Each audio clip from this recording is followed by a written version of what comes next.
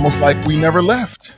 Good afternoon, everyone, and welcome back. Welcome back to the Hot Mic Podcast.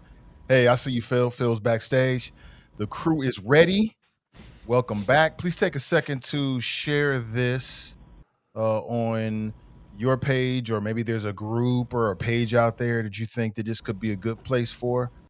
We are a Cincinnati-based podcast, so all the local political Facebook pages, that'd be great. If you're on YouTube and you're just coming across this, and you're from the greater Cincinnati area, you should most definitely hit us with a sub because we are in Cincinnati as well. At least that's the general location that we are in. We talk a lot of we talk about a lot of local issues, but of course we talk about a lot of national issues, and in particular how it impacts the local. And we like to debate and discuss. So let's get straight into it. How is everybody? Got Kevin Aldridge with us. How you doing, Kevin? Hey, Okay, your audio's kind of going in and out there. Video looks good though. Hey Phil, good to see you. Guys, as I mentioned to Kevin, Nathan, I probably will need to jump off a little early today, and this is a personal thing. I'll just share real quick, though to me it's a public interest. There is this company, a couple of these companies that have been pushing city councils and states to require so-called anti-choking devices in every school. And this is something that my father spoke very strongly against because they're ineffective and they can injure this choking victim, and they waste time because from 4 minutes, if you're choking, you have 4 minutes before death or brain damage occurs. And this is an issue. All the studies by the FDA, Red Cross, all of them all say do not use these devices. They are dangerous. But this company particularly keeps pushing it and keeps lobbying these city councils and state legislatures. So again, I have no motive profit wise, obviously, or anything in this, but it's something I feel very strongly about. And when I learn about it, as I have about this New York City Council, I feel obligated to speak up about it. So didn't mean to go off on that. It's just something that's really on my heart. All right, got it. I have seen those choking devices. I mean, I've got a son who's 10, so I've definitely seen them before. So you're saying those are largely ineffective? Are there any that are good, or all of them? No, they are. First of all, I'm not trying to boast about whatever I get Google alerts every week for Heimlich maneuver, and I would say I get 40 or 50 stories a week of people being saved by the Heimlich maneuver around the world. The only times I've ever seen it doesn't work is when somebody doesn't do it right. They don't know how to do it. And what these companies are doing is claiming, do the Heimlich maneuver, but quote, if it doesn't work, you want to have this. Well, frankly, it always works if it's done right. And you have 4 minutes before, as I said, death or brain damage, and to expect people to go hunting for some device in some school lunchroom or utility closet is absolutely insane. And as I said, the studies show they're ineffective and they can cause injury. So anyway, that's kind of my campaign. I feel I owe it to my dad because he dedicated a lot of his life to saving lives, and I just feel I need to support that. Yeah, I'm glad you put it out there. People need to know. Tarris, how you doing, bro? feel good. Can't hear you. Okay, audio's kind of in and out. Dang. Yeah. And circling back to Kevin, how you doing, Kevin?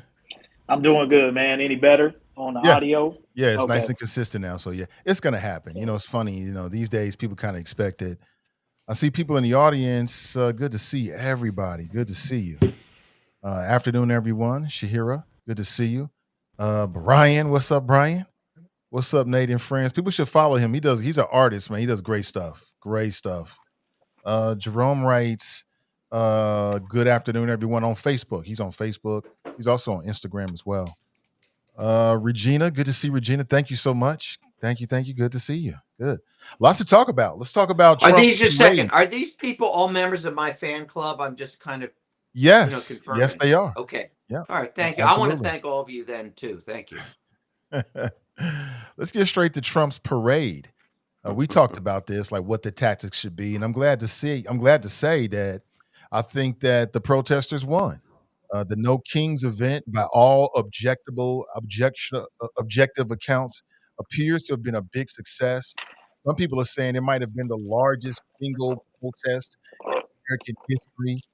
I've seen some crazy numbers like 2-3% of the American population hit the streets, and it completely overshadowed whatever Trump was trying to do with his parade. In fact, I think it made him look even smaller and weaker if you're objective. Now, I know MAGA, Terrace, I'm talking about you. I know you're never going to agree with that. But I think by all objective accounts, that's pretty much went down. It was a big loss um, for Donald Trump and a big win for the people. But that's just my thoughts. What do you think? What do you think about the No Kings parade and Donald Trump's parade? Or No Kings protest and Donald Trump's parade?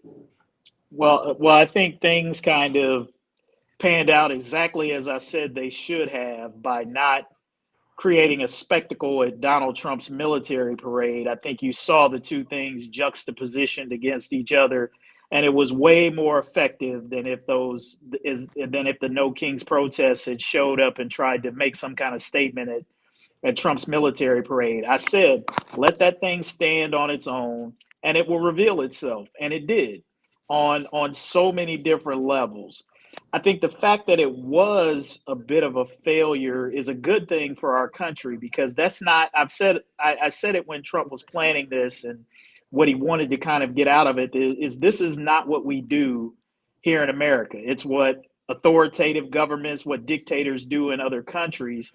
And many times they get away with it because they force and compel their population to have to fall in line and go ahead and do it. So I think the fact that you didn't see, United States soldiers goose stepping and, prostrating themselves to Trump, which is, I'm sure, what he had envisioned, is a good thing for our country. So while it made him look weak, and I think on some levels, even made our military look somewhat diminished just by the way that things were presented. It just wasn't a good look for him. I don't think a particularly good look for our military, but I think in the long run it was a good thing for our country because it made a statement about what we're not. Phil, I know you had a different opinion. What do you think? As you recall, we had a discussion last time where I thought civil disobedience at the parade was the right way. You guys disagreed. Well, let me just tell you something. I had a long discussion with my 22-year-old son, who's a college student. He's a film major, pretty articulate. Yeah, I know what you're going to say. The intelligent, the apple fell far from the tree, but he's a pretty bright kid. And I went through the entire argument we had about that, and he agreed with you guys 100%. So he's out of the will. Let's put it that way. But I do want to acknowledge that one of the points that you, particularly Kevin, made, which I have to say was borne out, actually unfortunately borne out, is that from what I could tell, the difference in coverage on, say, Fox News versus all of the so-called mainstream networks was, from what I understand, worlds apart. And that is a sad commentary on, particularly on Fox and those others that, as you guys pointed out, unfortunately, an awful lot of people only got that side. They didn't see the empty stands. They didn't see the huge crowds at the No Kings rally. So that's a sad fact about, as you guys pointed out, about our media today. Fox News media today, but yeah, for sure. Tarris, what do you think? What are your thoughts? I mean, I watched it. I hope you guys can hear me now. I watched it. I didn't watch it online at all. I mean, I didn't watch it live. I watched it Is online. that kind of a tourist hat of some kind you have, Tarris? I just No, it's black owned. It's actually a black owned hat. Black owned. Okay. It's a Okay. Cincinnati based company, but black Okay. owned. Just Macho clarifying. Means, Eddie Vaughn. Now, if there was a lady on the show, I would hope you'd take your cap off, but that's not the case. So continue. You gonna let me finish? Yeah. So, yes. Okay, so I watched it on Truth Social, and then I watched it on the news clips, and I seen something completely different. Coming from a military family and understanding that this parade was approved by Joe Biden, and seeing how the Democratic Party tried to use this as a way to one up.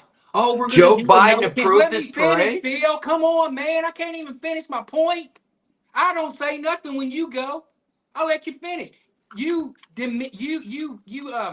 I'm you sorry. Go ahead. minimize I'm you sorry. That was minimize news. my points every time when I'm I start sorry. saying you minimize my points. I'm sorry. And my points are valid. I'm not saying nothing invalid. Coming from a military family who my father fought in the Vietnam War, and who I understand that this military parade was approved by Joe Biden before. This was planned before for the 250th parade, before. The Democratic Party took this as an opportunity to get the rally going. But you know what, you guys, if you want to say you won, you won. But I got goosebumps when I watched that parade, because my family trajectory has changed because of the military. So we are looking at it completely different lenses. You guys are looking at it whose parents who probably didn't serve in the U.S. Army aren't looking at it from that lens. You guys are looking at it from, oh, we get a chance to one up Trump. I wasn't even looking at that. I was like, oh, congratulations to 250 years of the United States Army, the strongest army in the world, and we get a chance to celebrate that. And you guys want to turn into what you guys want to turn to, a victory for the Democrats. Good for you guys. I didn't look at it that way. I didn't look at it that way at all. I got goosebumps when I saw the whole thing go down. And So and the fact that black people weren't involved heavily, to me, made it look super weak. So let me, as I often like to do when Tarris says some things, I always like to bring a little bit of factual accuracy to it. He is correct that there were plans to have a 250th anniversary festival that predated Trump winning his second term. So that is absolutely factual. There was going to be a festival observance for the 250th anniversary. There were always plans for that. The features that had been added were the military parade, which was something specifically that Trump had wanted to do and that he had even talked about prior to in his first term, wanting to do something like this, but it got shot down. So, as always, there's some truth in what Tarris says, but there's also other context that needs to be around it. So he's absolutely right. There was going to be, and there had been planning at least a year in advance of Trump even taking office, of doing some sort of observance or festival for the 200th anniversary. But 250, or sorry. 250, I'm sorry. But the military parade, which added considerable cost to what was originally planned, was all Trump's idea. And that Yes. was added more recently. And for his birthday, and that being on his birthday, Yeah. and him being the president of the United States, he can do that if he wants to, and which he did. And my point is, the Democrats use this as an opportunity to get a rallying cry. No kings for the taco man. I feel y'all. Keep going. I'm glad to see y'all putting up a fight. Seriously, because I didn't see it as a win for you guys, but I'm talking to three people who thought the day before the election that Kamala Harris still was going to win, because No, there was no, no, no, Ohio. no. I never said that. There I never was an said she was going to Ohio. There win. was a no. Iowa poll came out, and y'all thought there was still a chance. So that's who I'm talking to. Y'all make me feel like You don't know I'm what I figuring this thought out. about Y'all that. try to make me out like I'm not. I don't know what I'm talking about. But every time at the end of the day, it seems like I come out right on the right side of the results. No, I don't remember that. I'm calling cap on that one. And but no, just nah. This whole thing was, and here it's just amazing the way MAGA brain works. I mean, look at this. I mean, you guys go from the party of, you want to take money from Medicaid and Medicare because every dollar of taxpayer money matters, but now it doesn't matter if Trump just balloons this pre-planned festival into a full-on sort of parade for the dear leader. Who knows what the cost? Maybe it went up 10, 20, 30 million dollars. Nothing's wrong with that because you like the military, right? It's just hypocrisy after hypocrisy. There's no consistency with MAGA because there's no consistency with Trump. That's Can I why go Trump what? came out recently and said, you know what? I'll tell you what America first is. Because now MAGA, people like Tucker Carlson are getting at his neck because nobody wants to go to war against Iran with Israel. So what did he say? He said, ho, ho, ho, ho, ho. I don't care about all that no war stuff. I just use that to get elected. America first is whatever I tell you. And that's why when I hear terrorists, it just go, there's no consistency whatsoever, but there's no consistency in Trump. Y'all don't believe in nothing but whatever Trump tells you to believe in. It is sickening and pathetic. Be a man. It's like you can't even think for yourself. That was god awful. If you really want to help the military, give them a $20,000 bonus. Put some money in their pockets. Expand their benefits. Take that 45 mil and expand their benefits. Give them more vacation time off. Give them more tax credits. Actually help them. But to act like that was somehow pro-military is a damn lie. Period. Stop lying. That was pro-Trump. And that's all that was ever supposed to be. And he looked god awful. He looked so pathetic. I almost felt sorry for us. Not for him, but this is the president. And he looked absolutely pathetic sitting there next to a woman that you can tell don't even want to be sitting next to him. His wife, the woman doesn't even want to sit next to him. I've been married 20-some years. We know body language. There is no love in that marriage. So you're saying your wife does not treat you that way? I'm saying after 20 years of being married to the same woman, you pick up on things. You know when a woman is in, you can look at it and see when a woman is into a man and a man is into a woman. She ain't into him. It was pathetic on all levels, and our enemies are laughing at us. They're laughing at us. They're waiting for weak parts and opportunities to take advantage of us because of this damn fool, Donald Trump. In Trump's first term, he wanted this parade, but I think it was his Secretary of Defense, or maybe it was Milley, the head of the Joint Chiefs. The quote was, and this is a high-ranking military guy. His quote was, "I'd rather swallow acid," meaning this is not something that we in a democracy do. This is something they do in North Korea. And by the way, Tarris, I respect tremendously the service of your father and the military service that he and others in your family put in. With all due respect, my father shows how old I am. My father was a naval officer, volunteered for extra hazardous duty in World War II, and he saw a lot of death and a lot of other things. And I could tell you this. When he came back, he used to say to me that the worst thing in the world is war. It is the worst thing. So those of us who have some connection with someone in the military, I think can understand that often, this caricature of the military, they just want to go to war and all this kind of thing. The truth is that a lot of these generals who Trump had in his first term and defense secretaries really stood up for what was right. Yeah. I think I agree with a lot of what you said, and again, I'll just bring a little bit of perspective to this as well. I think one of the unfortunate things about this is there are certain aspects of our society and our country that we should not politicize, and I think our military is one of those things. I think, unfortunately, in too many cases, the parts of our society that all of us rely on for defense and protection are increasingly being politicized. We know what we see locally with our police departments. Those are rife with politics these days. And now it seems as in some ways, Trump has tried to somewhat politicize the military in some ways. Look, these military parades are not anything. Again, to piggyback on what Tarris was saying, just to provide context, and people can go look this up themselves. Historically, these types of military parades, like this isn't the first time we've done this in the United States. There have been military parades before, but they're rare. They're usually after significant historical moments like World War I and World War II.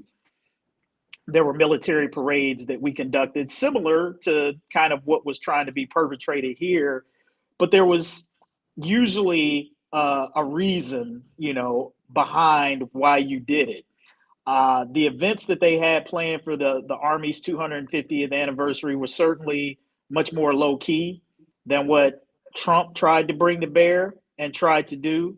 And I think that was because he was trying to politicize it in a certain way for his own self, for his birthday. And that is what took it, to a different level. I mean, I think if he had left well enough alone, if he had left it to what the original plans had called for it to be in terms of the recognition of this, and quit trying to make it into this larger than thou spectacle, I think it would have just gone off fine, and it would have been exactly what it was intended to do, and would have gotten the attention that it probably would have merited, which is a crowd pretty much like what you saw there. It was terrible. For his event. I mean, I just don't think that this was ever going to be, whether it was under Biden or Trump, something that was going to be hugely attended by a large number of Americans. I just don't think that it was going to be. If you want to see just a shocking example of politicizing the military, anyone who hasn't watched clips of Trump's speech to the troops at Fort Bragg, you need to look at it. He was there basically attacking Biden, attacking his Newsom, attacking political enemies, and encouraging the troops to, cheer for him, cheer for that, and to boo the names of his political opponents. This, as far as I know, has never been done before in American history, where a president has gone in front of a huge group of troops and kind of made it into kind of a political rally. I mean, frankly, it's kind of a scary thing. I mean, that $45 million, just think about that. That 45, hold on one second, Tarris. I'll do it real quick and just give it straight to you, bro. That $45 million, y'all, could have been used to create a whole new class of scholarships for military families. Think about the impact on that. I mean, that $45 million could have really helped people who need to be helped. But now all of a sudden, Republicans don't care about tax dollars. They don't care. We spend $45 million on some nonsense parade. And you're right, Kevin. But typically the history of parades with the military is for good occasions. It's when the men and women are coming home. Yeah, right? that's what I said. Yeah. That's when we have a parade. They're coming home. They're not in the killing fields no more. They're coming back home to their families again. And they should be embraced. When North Korea is doing it, they're showing off nuclear weapons. They're showing off. That's a real show of power and force. They're saying, look, we are a nuclear powered nation. You can't do to us what you did to Iraq. That's what they're saying. So Trump is not worthy of the position he's in. And we don't really deserve the machinations and BS that he's going to put us through, because he's a paranoid little child who's looking for more attention. I read that he said something like, well, I don't feel like a king. Like when he heard about the no kings thing, he read, again, allegedly, I can't corroborate, but allegedly he said, I don't feel like a king. I thought, what a childish response. You don't feel like, you'll never feel like a king because you're a scared little kid, traumatized by your parents, trying to get respect and love in all the wrong ways. And unfortunately, we got to deal with it for the next 4 years or however long this Trump thing lasts. It's a damn shame, quite honestly. It's a damn shame. Yeah, and I think what's also a shame is, and I guess this was my larger point, not in terms of any kind of defense of Trump, but one might say that the 250th anniversary of the Army is an occasion to be celebrated, right? That our military and our soldiers in 250 years, that's an event worth commemorating, worth celebrating. Yeah, but nobody's arguing against that, though, Kevin. Yeah, no. Let me finish my point. But what made this controversial was Trump politicized it and made it about him. He wanted to have it on his birthday. He wanted to add the addition of this military parade because because it was what he wanted to do. Right? Again, what had been planned was not what Trump ultimately executed. So the unfortunate part about it, what I think is a shame is you wind up talking about this event, particularly among those who, let's just face it, who wanted Donald Trump to fail, who wanted him to be embarrassed. What comes along with that is that it makes our military look weak, which they didn't deserve, right? And so the unfortunate byproduct of the politicization of this is is that you wind up talking about an event in which, as a country, we should be 100% fully behind our military and the people who serve and protect us. But because of Trump, because he made it about him and his ego, what he's done is he's drawn it, the criticism of him in it, whether intentional or not, winds up falling on our military and making them look a certain way through no fault of their own. And that's unfortunate. I got a couple points about military parades. Growing up in a military family near Fort Knox, where I seen military parades weekly if I wanted to. Anytime I wanted to go on post, I can go see a parade. I can go see a military parade. It's not a one-off. It's just like, oh, so it's you guys in the Democratic Party. You guys do a good job of trying to make something bigger than what it is. So let's think about this. If Trump wanted to make this parade a bigger thing than what he did, he could have opened it up to the public and it could have been flooded. You know how MAGA is, but it was controlled. And I'm telling you, I said it to say this, and then this is for chess players. I believe the whole thing was bait. I believe he wanted to see what they were going to do. He wanted to see what the No Kings were good thing people were going to do. Exactly what they're going to do. What are they about? What is because the protest wasn't, you might have called it a win, but from my side, we seen a bunch of people who didn't even know what they were out there for. You get a lot of sound bites to talk about, what were you out there for? Because Trump's a king. Oh, so tell me about one of the things you don't like about him. I don't like this about, and the spin, like Kevin was saying, the pictures, each side is going to spin it. And I've seen some spins on this particular rally, and it depends on who the media is going to touch. Who are you getting? Who are you reaching? Who are you reaching? Because everything you guys are saying, like I said, you guys are talking to yourselves. What I'm seeing on another side is people happy about this military parade. People thinking the No Kings thing was a joke, was a complete joke.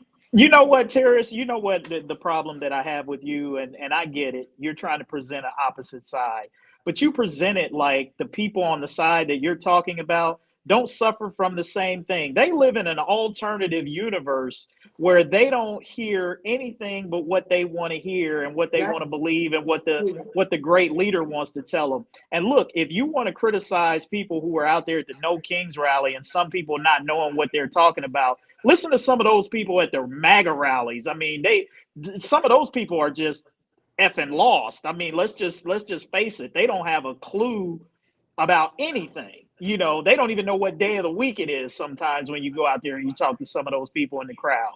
I agree. So this is what I say, is always disingenuous about, the other side. Like, they want to act like they've got all the answers and their folks aren't just as delusional or siloed or living in an alternate reality. They are. In fact, many times they're worse, because I think at least liberals on the other side, do have a tendency to try to listen to the other side. It just doesn't make sense. And that's, that's the thing.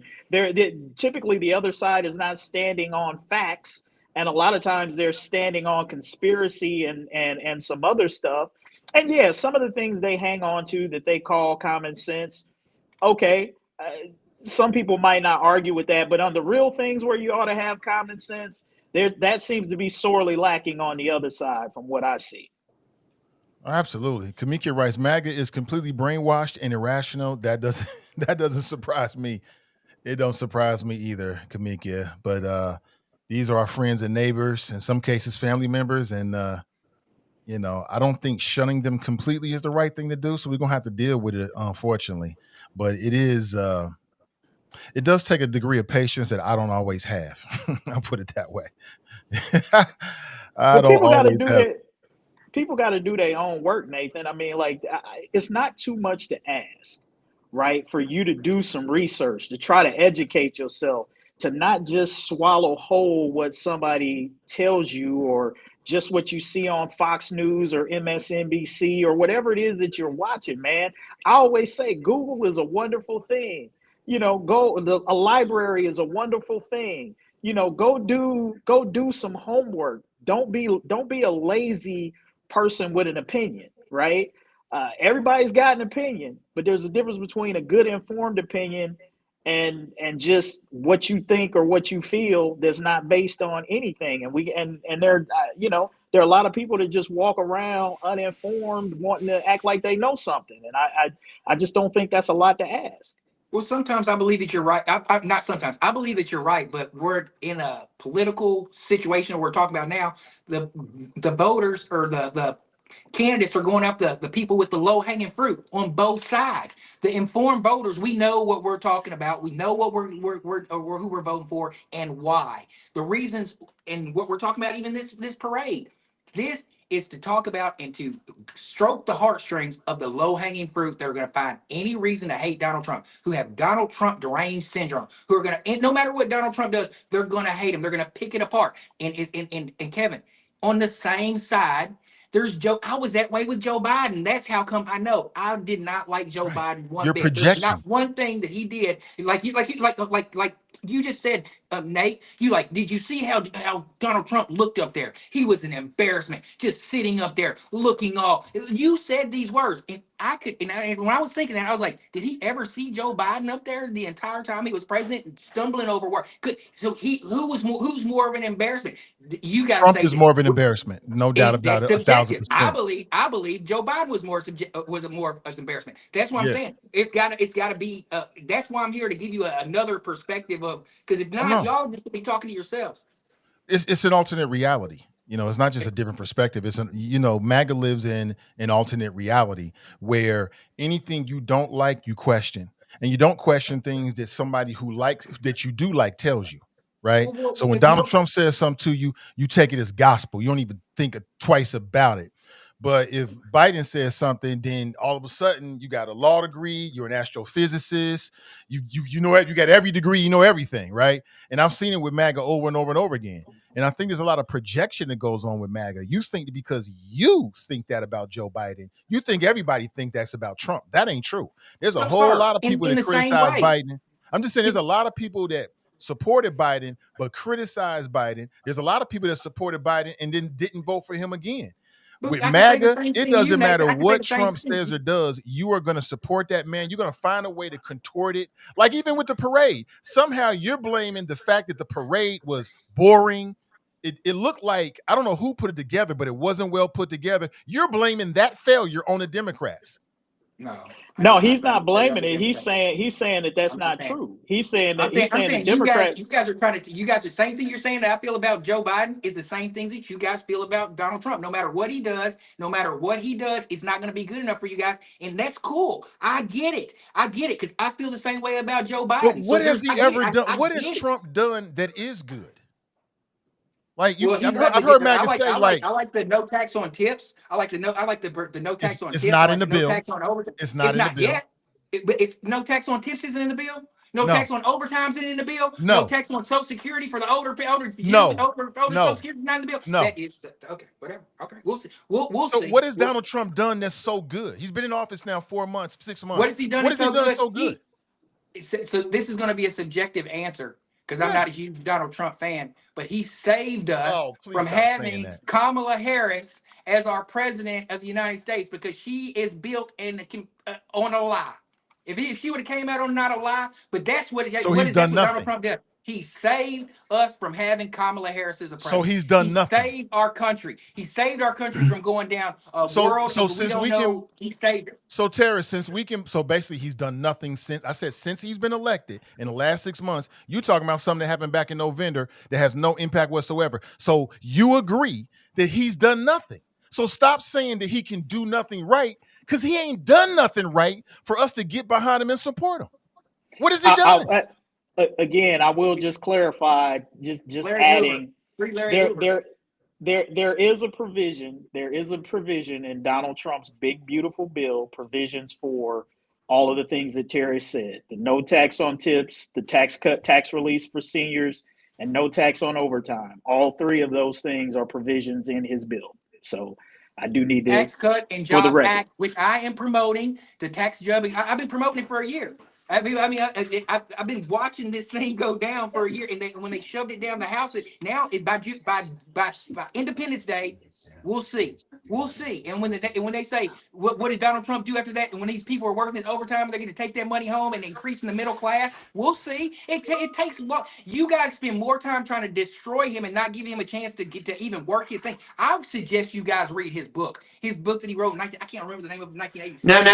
He did not write the book. He didn't write the book. Another fraud. Art of the Deal. The art of the deal. He didn't write that book. The art of the deal. It was ghost written by a guy the guy who wrote it for him, as told to, but he wrote the whole thing.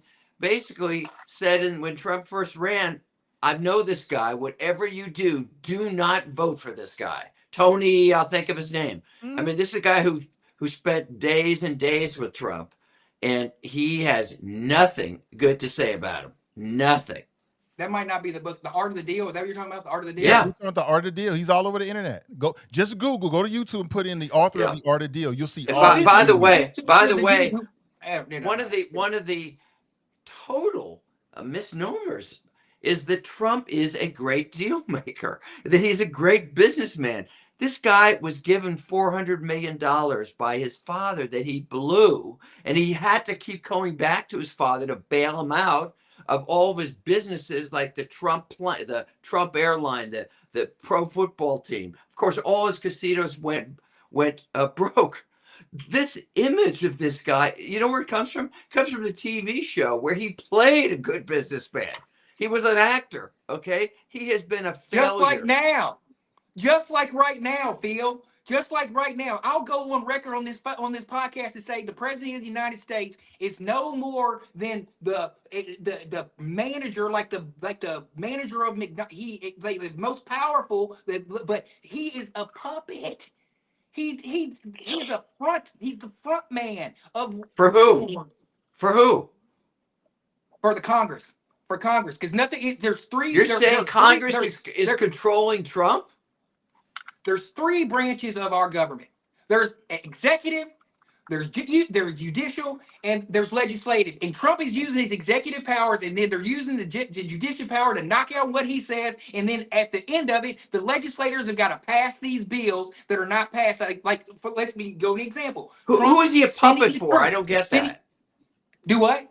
Who is he a puppet for? Trump. Whoever's pulling the strings in their party, in the Republican Party. Who's pulling the strings? Who are these people? Just like who was ever pulling the strings in the Democratic Party when Joe Biden was president. Yeah, but who is pulling his strings? Tell me. I don't know. You tell me. I don't know that. I'm just saying. You're sitting here. You guys got You're the one who says he's a puppet. You can't say who's pulling his strings. By the way, I'll say one thing for Trump. Actually, I don't think anybody's pulling his strings. I think Trump is a shrewd guy, a con man, and he's making all those decisions, including the tariffs, which shows he knows nothing about economics. No, I'll give Trump credit for this. Nobody's pulling his strings. He's pulling his own strings, and that's why he's ripping off with his meme schemes, where basically you got to spend $1 million on his stupid coin to get in good with him. I mean, it's all different than the Hunter Biden NFTs. But anyways, what is Trump doing? When Trump's doing something, he's doing like he'll take the National Guard and send them to California. Then the Supreme Court will get involved of it. It's just a game. He's doing what he's playing his cards. The Supreme Court will come in and they'll change it if they want to change it, if they can change it. And then at the end, the legislative branch has got to pass these laws. So everybody fixating on Donald Trump. He's only one branch of this government, and I blame the people who put gas on the fire to the low-hanging fruit, who don't tell the truth and stuff like that. You guys are blaming Donald Trump for everything, and it gets old sometimes. That's all I'm saying. About this parade, you guys could have took something good out of it, but instead the Democratic Party used it as a time to say, no kings. We're gonna test our waters, because they didn't go too far, because guess what? They didn't go too far, because the Florida sheriff said, get out of line, see what happens. And he meant it. with every chest in his body, every he meant it. Get out of line, see what happens. When the military was there, when the Marines are there, they're not there to play around. So they were so there was it was peaceful protest, but nothing got out of hand. Of course, so that's a victory for the Democratic Party. But if it would have got out of hand, you know what would have happened.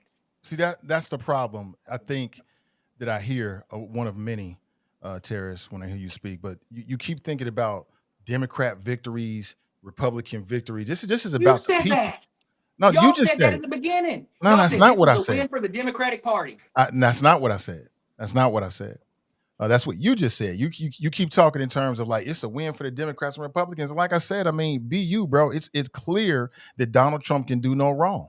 It doesn't matter what he does. The parade was pathetic, but it doesn't make a difference because you are going to try to find a way to find some silver lining out of it, and that's just what it is. But Nathan, But I'll say it again. I but Nathan, spent seriously, from yeah, having a family member, a father who I my get it. family has been, his trajectory has changed from the cotton fields of Alabama to owning property and being having kids that are from having that in the military being the only reason that's because of that. And me being proud of the service that I did. I can't take that out of there because I don't have Trump deranged syndrome. You got to make that make sense to me and say and just saying I don't make sense because I found something good out of that. That's in my heart. Yeah, I mean, I understand that, and that's what makes the con so good. You know, the cons that people really fall for, because Donald Trump is conning you. The cons that people really fall for are the ones that are close to heart, and he got you with that whole military thing. But for me, looking at it objectively, we're looking at a 4 or 5 time draft dodger off the top. Right, same man who said that he prefers the type of military that don't get captured. When he was talking about John McCain, who was by all accounts a real hero, right?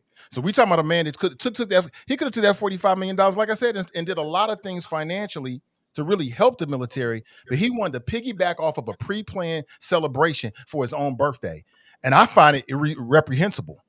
And I'm not even. And if I was a military man, I would really have a problem with it because you playing game with my dead peoples. Just absolutely. your own political purposes. And if you can't see that, you just can't see it. But that's what I see. It ain't about Trump. It's about what he did. It ain't about him personally. I don't know Trump. But back to what I said about no tax, no tips. The reason why I said it is because I read an article earlier. I don't know what it was in. I think it was a Newsweek, in which they said that basically that idea is up in the air, and the Republicans keep taking from it, including the fact that even if they pass it, you're going to pay FICA. FICA to me is a tax. So that's why I said that's not really in the bill. But people can look it up for themselves, right? And I'll tell you something in the bill. Let me share something in that bill that has been kind of not given quite the attention it should. It's a lot. But, well, this is something that's going to totally change the dynamic of the country. It's kind of buried in there. It's a regulation that says federal courts can no longer hold parties in contempt. Yep. Guys, this is strictly designed to basically allow Donald Trump, or anybody else for that matter, Donald Trump, to totally ignore court decisions. Because the only power, I've talked about this before, the courts do not have an army. The Supreme Court has no army, no police to enforce the rulings. But the one thing they can do is they can hold people in contempt, which means they can lock them up or fine them, this and that, to get them to comply. And this bill, and I don't think it's just an accident, this bill takes away that power. Yeah, I think there are some provisions, just as Nathan said, this thing is going to get picked apart. And I think provisions like that are not going to make it through. I think they made it through the House. Well, we know what the House is, and we all know that the House and the Senate are two very different animals. And yes, you've got a lot of sycophants and bootlickers who are part of the House of Representatives. And maybe a few fewer in the Senate, or there's more resistance the Democrats can put up there.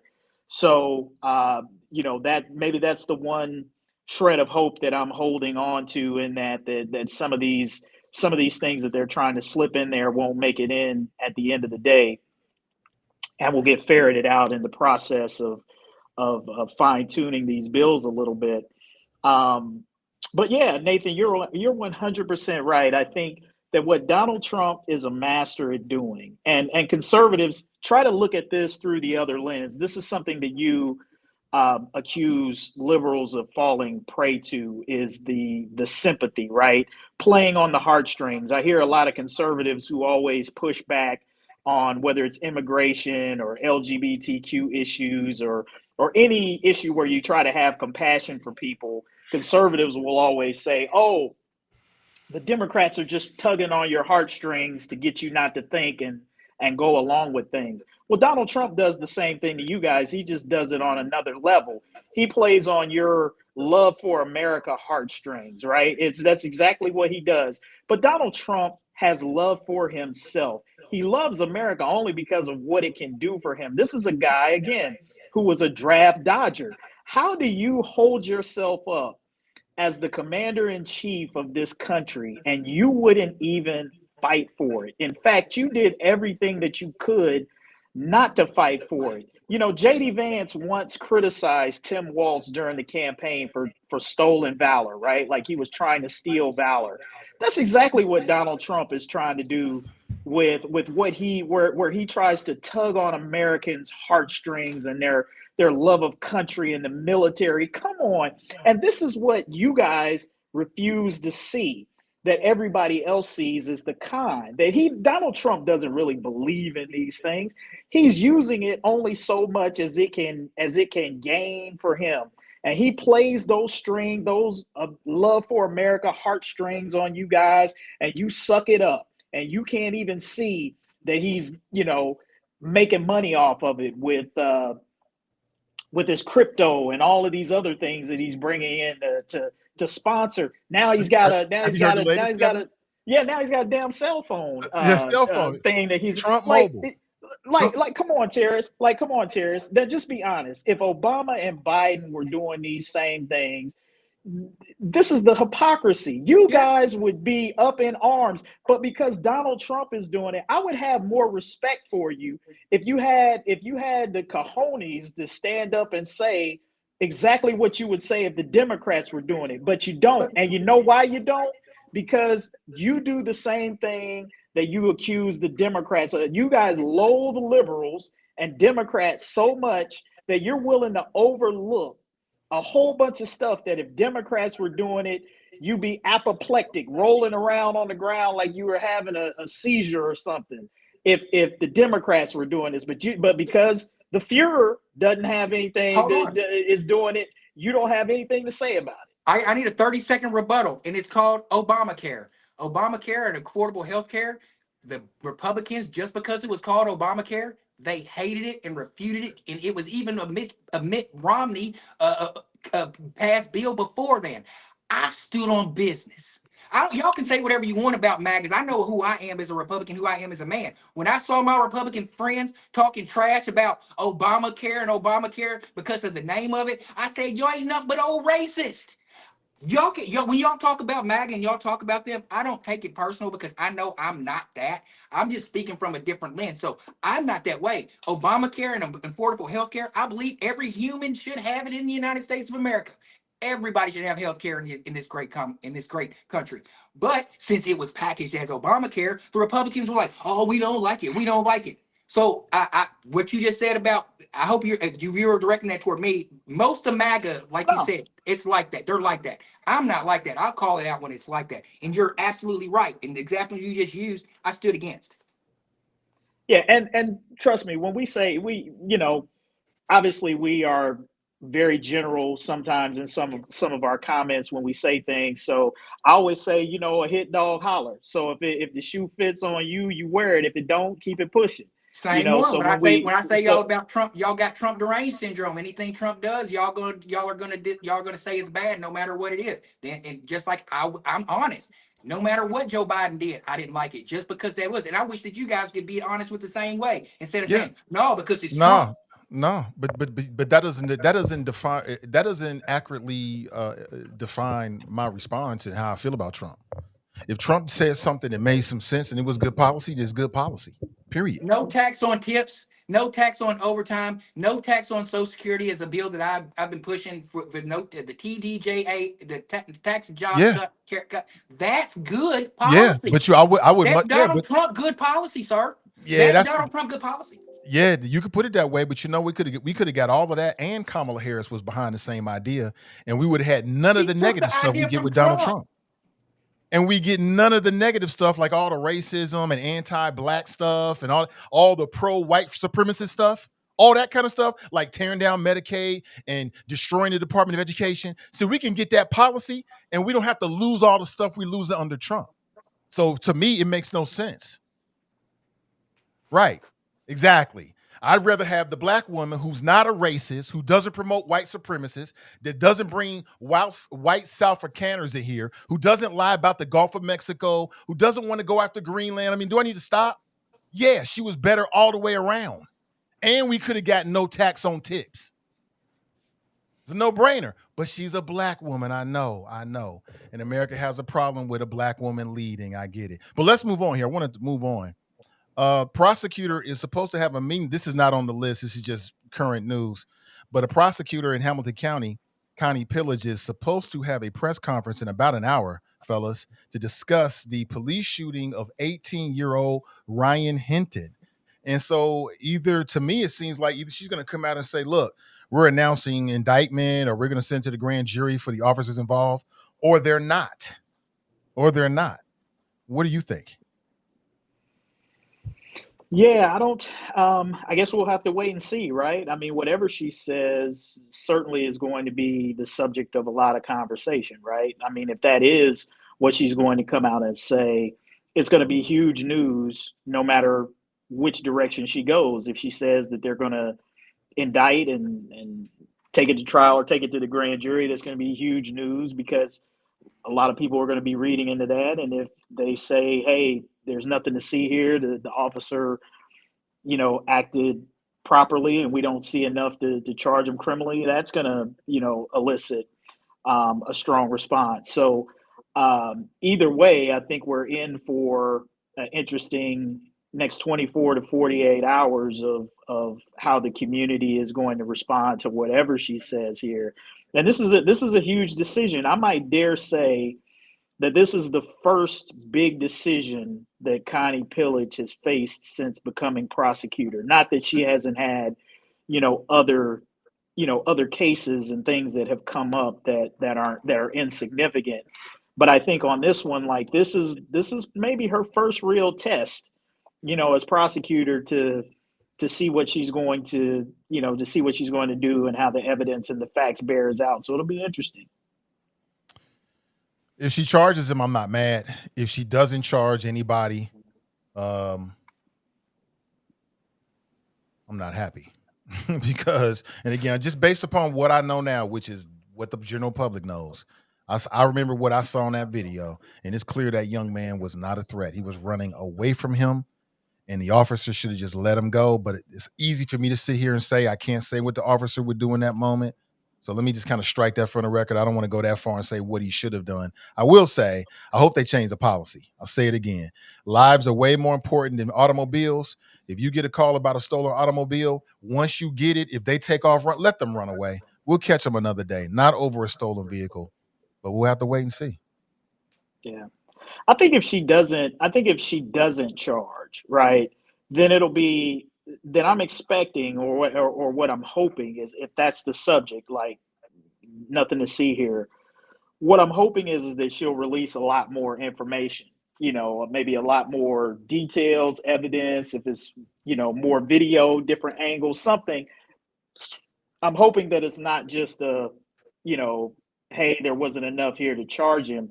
I'm hoping that if that is the answer, that there's going to be a significant amount of information that's going to be released to the public that substantiates that, right? Because I think you need that for all of the reasons that you just articulated as to why you're going to be disappointed. Like, I think you're really going to have to make the case as the prosecutor what you saw or didn't see that led you to this conclusion not to charge. Now, if she does charge, there may be less information that's forthcoming because they may be holding some of that back for the case and for the prosecution. But I think if there are no charges, then I think there's an obligation to release as much information as you can to the community right now to try to explain that away. And again, this is all speculation in terms of if this is even what the press conference is about. Right. Yeah. Speculation all the way around.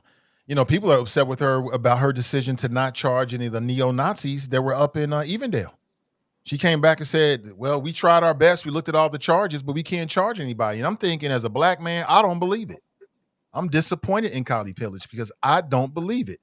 When police want to bully you, when police want to send you a message, they send you a message. They send you a message. When they want to run you through the system, they run you through the system just to make a point. And so, it's just hard for me to understand how there was nothing they could have charged these Nazis. Well, so what do you want? At least if you're going to make that kind of accusation, you at least need to name the law that they broke. Well, if I could, I would. Well, but I mean, that's, with all due respect, Nathan, that's a little bit reckless to say they should have charged him, but I have no idea what they did. But they should have charged him. To me, that's a pretty serious thing when anybody on any level is charged with a crime. And if you're gonna accuse the prosecutor or whoever, the police, of not charging somebody, you shouldn't do it, in my opinion, unless you can name what crime they committed. Yeah, I agree with you. And I would love to live in that world with you, Phil, but we don't live in that world. But we live in a world where a lot of black and brown people have found themselves with a whole list of charges. Most of them they never did, just because the police wanted to harass them, just because the police wanted to keep tabs on them, just because the police wanted to run them through the system. Hell, I remember Timothy Thomas. I forget the term was, but he had a whole long list of charges. And the purpose was to just run them through the system. So that's what I'm saying they should have did with these neo-Nazis. Whoa. He was shot. He was killed. Hey, Phil, they had charges against him. He was killed. Can I interrupt for just I'm just saying that leading up to that, he had all kinds of arrest warrants, if I remember correctly, for a whole list of minor things. Right? If I remember correctly, you're saying he didn't commit them? What are you saying? All I'm saying is when law enforcement wants to send you a message, they send you a message. When police officers want to harass you, they harass you by giving you tickets. It could be for minor infractions. And when they really want to build a case on you, they build it all up and they send it to these prosecutors. And it's been a whole lot of people that's been run through the system who might have did one thing wrong or maybe did nothing wrong. But they're dealing with this whole list of charges that either they got to go get a lawyer for or they got to get off work for. Happens all the time. Let's not get dumb all of a sudden and act like we don't know that police target black people like that.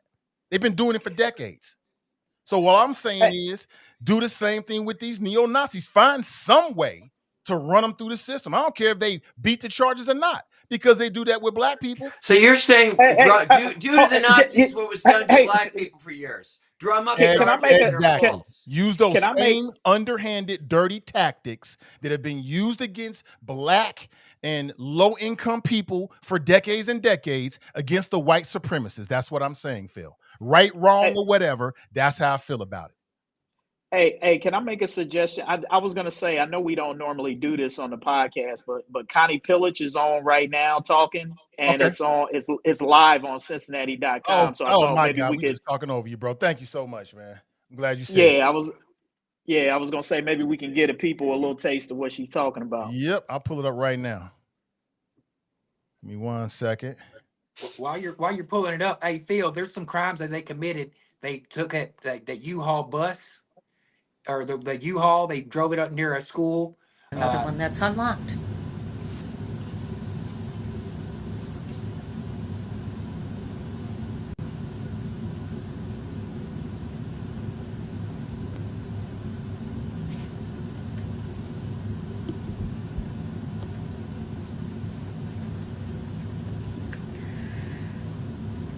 The 4 men returned to Ohio and were found in this vehicle, which was reported stolen in northern Kentucky in the wee hours of May 1st, 2025.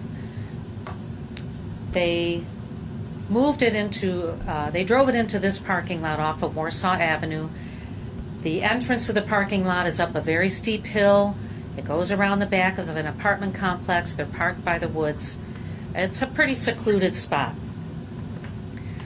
And as many of you already know, in cases of officer-involved shootings, CPD, the Cincinnati Police Department, immediately separates any officer involved or a witness to the incident. This is so that they can interview them later at the station. Officer D was the first on the scene, and in the statement he made to police later that day, he told detectives what he saw. He was investigating a stolen vehicle, a 2021 Telluride, which we showed. He saw it in the back of the parking lot. He saw at least one person inside. He backed out of the parking lot so he could confer with the other officers who were responding. When there's someone in a vehicle, you got to have a good plan on how to approach it. And by the time he returned, the occupants had already started running, and then he heard the shots. Officer B was the next to the scene. He sort of led the group that was responding en masse to the vehicle there. He was the first one there in this rotation. And you'll see his dash cam video in a moment. As he approached, he saw the driver, Grigsby, bail out and run towards a wooded area. And then he saw Hinton as the second one out. Hinton went a different path. He ran across what looks like a concrete pavement. Officer B saw Hinton stumble and fall. He heard the sound of metal against that pavement. He heard officers warn them that Hinton had a gun. Now we're going to watch Officer B's dash cam video. Please note that it takes something like 30 seconds for the audio to click in. That's just how the machine is designed.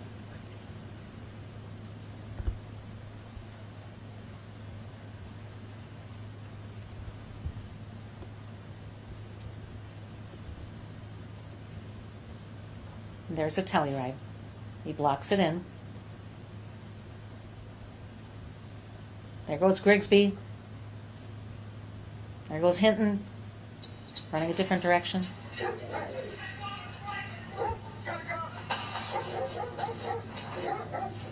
And there went Austin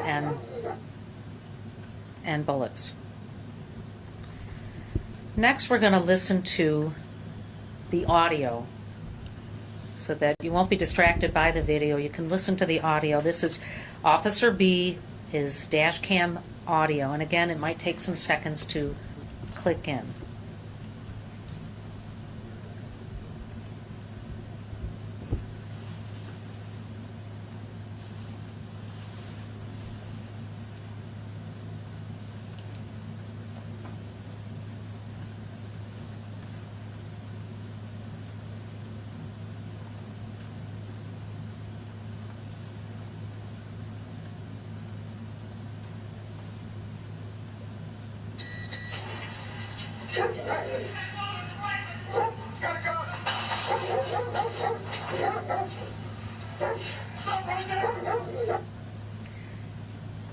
I don't know about you, but I found it very easy to hear the alert, he's got a gun.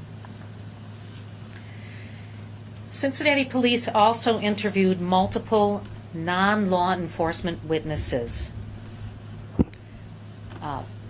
This was one of the men inside the car. He said, hey, when I woke up, one of these other three said, police. The police said, freeze, get down. And the witness said, I ran. He did again say in his interview, police did say freeze. And I heard the police officer say, somebody got a gun, they got a gun, he got a gun. This is one of the witnesses from the vehicle. Clearly the suspects disregarded the officer's commands because we saw them all running in one of those videos. But most importantly here, another important aspect is the witness was asked about Hinton's gun. And he said it had a long clip and it was kind of brown or tan in color. Not the most common, perhaps. So we've gone over the events leading up to the incident, and before we review the incident, I wish to talk about Ryan Hinton's gun.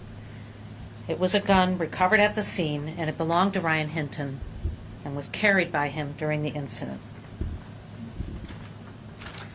Through investigation, Hinton's cell phone was recovered and photos were found on his cell phone. This is a picture of Ryan Hinton taken on April 28th, 2025. He's posing with two guns, one of which is the one he was carrying at the scene and which was described by one of the men in the vehicle. It's unique in color, tan with a black top. Another photo taken on April 28th shows Hinton with the same gun he had at the scene. Hinton's also wearing the jacket he was wearing at the scene. And in that first video from Boone County, there were a couple of frames where you could see the white of the jacket. And this is the gun we found at the scene. Tan with a long clip and a black top.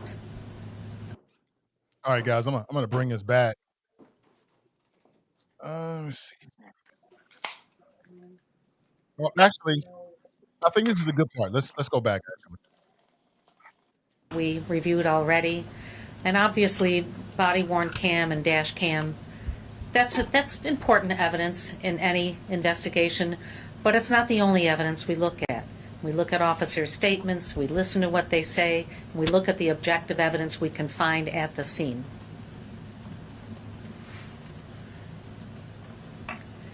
So, first of all, Officer C, this is from the statement he gave to police after the incident. He responded to the scene because of a report of a stolen vehicle. He approached the stolen vehicle and the occupants began running. We saw them all begin running in the video cam.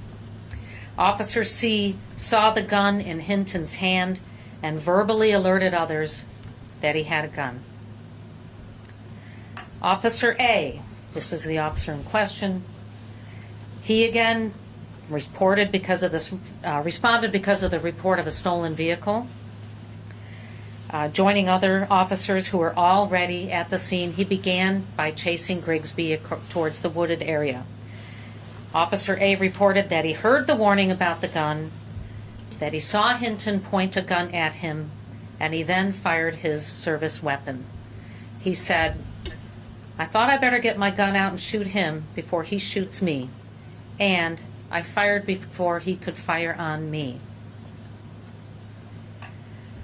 Before we get into the visuals, we're going to listen to the audio from Officer A's body-worn camera. Again, it may take a few seconds for the audio portion to begin, but you will hear Officer A gasp and say, "Gun," before firing his weapon.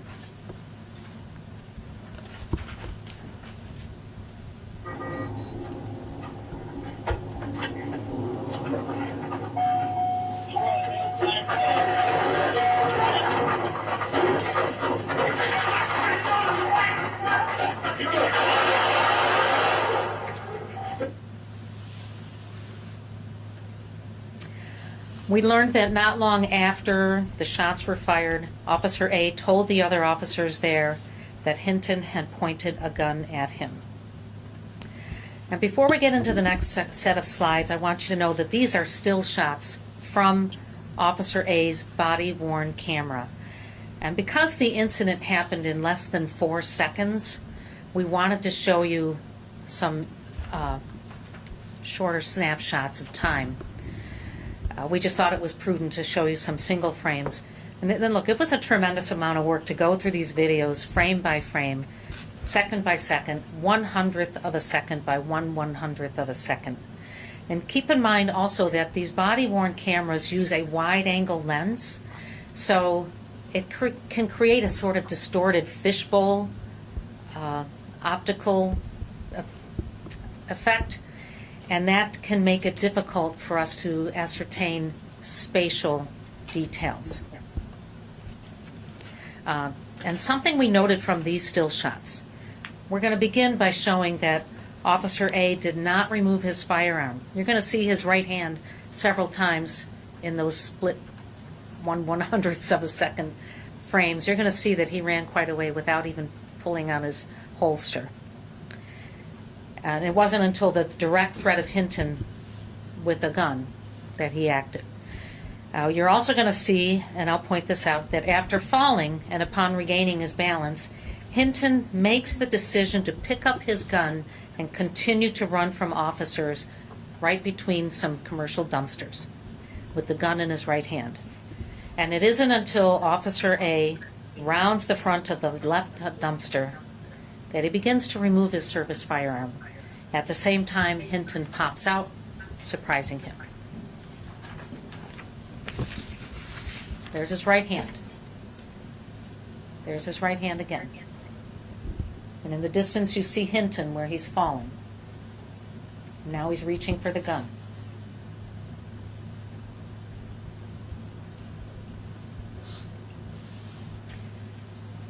The right hand is still empty.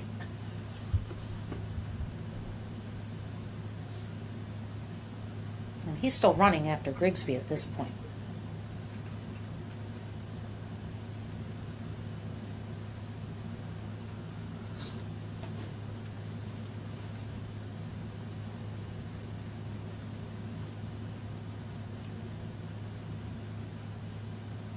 Coming around the dumpster, this is the very first possible time he could have seen Hinton. And that's when he pulls out his gun. Can you stop right there? So he's getting his gun ready. He will eventually have it in two hands. But you can see Hinton coming through. He's still between the dumpsters. But it's at this time, we can't see it because of the weapon in our viewpoint. This is certainly when Officer A knows that there's a weapon involved. Next slide. And this is where we see him running with the gun. You can see he's got that same sweatshirt on that we saw in the picture of him posing with two weapons. And this is the unfortunate moment when the first shot was fired. Based on the position of the body-worn camera, you can see Officer A was directly to the left of Hinton. They were probably 10 feet from each other. The angle of this shot was corroborated from the coroner in her report that Hinton was shot directly from the left side of his chest. And I want to show you a picture of the gun at the scene. Now this is taken with a regular camera, so it's a little bit easier for our eyes to understand it. I'm going to point to a couple things on the frame.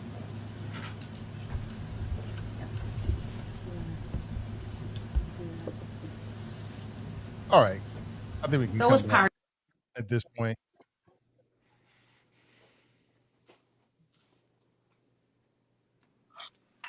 Yeah, interesting. And giving us more detail. And I don't know. To me, it sounds like she's headed in direction of exonerating the officers. But that video didn't show me anything different. Like it seemed to me as if in the video, and it just could be just because of the camera itself. I never really see him pointing a gun at the officer. I didn't see that at all. Now they might be showing it coming up, but I didn't see it. One officer said he has a gun, but as I've been saying, this is the same video. He's running away from the guy. He's trying to get out of there. That's what it looks like to me. Now they might show some evidence where they show the video and the guns looking, pointing right at the officer. If that's the case, then of course the officer got to do what he got to do. But the other thing I would say is is the body worn camera purpose? Is it just outdated? Like, how do we have such ineffective cameras in such a pivotal and important position? Like, this is somebody's life. This is this officer's life. This is a citizen's life. And she's talking about how the camera is a fishbowl and you can't pick up this. I mean, if ever there was a good usage for AI, it's in these body worn cameras, so that when something happens, we got some camera footage that actually we can use. So we can actually see what's happening. Yeah, I'm not a camera or technology expert. I mean, I would imagine that like in these situations particularly where you've got movement, that it's going to be difficult, probably always difficult to get to get as clear or as decisive an image as we might want to get. I mean, just, GoPro, Yeah, man. yeah, GoPro is yeah. I mean, commercial, and people doing yeah, dives and flips and jumping in the water and all kind of stuff, crystal clear, and it's made for that kind of fast reaction. Why can't we have yeah. this with body? I would pay taxes for that. Let's get some adequate body worn some GoPros. That's what we need, some GoPros, so that when they're moving around, we can actually follow it around. The technology does exist. This right here, what in But my hands are these Ray-Ban glasses, and I, if you follow me on social media, I do a lot of stuff with Ray-Ban glasses. I play pickleball, I do athletic run, walk. This picks up everything, and I can chop it up, pixelization in 4K if I need to. I'm not going to turn them on because I'm using my phone. But these glasses right here, there's a camera on them, right here on them, and they will pick up everything right there. Just Ray-Ban glasses. So I agree with you, Nathan. It's not that difficult. But shouts out to the person who took the time to frame by frame it, because they had to take forever. Oh yeah, somebody getting paid yeah, good money to do that. Good for them. I, the other thing that I think, Nathan, is that regardless of the quality of the video, unless you're dealing with sort of like a Derek Chauvin situation where it's clear and convincing, you're always going to run into this situation where the video is in the eye of the beholder. We've seen this before. Every time we get a police body cam video, there are people who see things one way and another person who say they see things another way. And at the end of the day, when that goes into the jury box and you've got, 13 or however many people there are on the jury who are looking at this from different perspectives, different experiences, this is why you have yet to come out with any kind of conclusion. I think in any of these cases, even ones that have gone to juries in Cincinnati, where you've gotten hung juries or verdicts outright that didn't go in the way that the community wanted. I think that when there is, you look at it and you see something clear and convincing. Phil looks at it, he sees something different. Connie Pillage looks at it, she sees something different. Unless you just got like conclusive video that is undeniable, like if there's any room for doubt in it, that it's going to leave that door open for what we've seen time and again with these police videos. Yeah, but if I hear what you're saying, but we're not giving people enough credit. See, that's one of the things that we do primarily with the black. I think you're giving them too much credit. Nah, I think you're giving people too much credit. No, you can't give people too much credit when we're talking about getting visual evidence.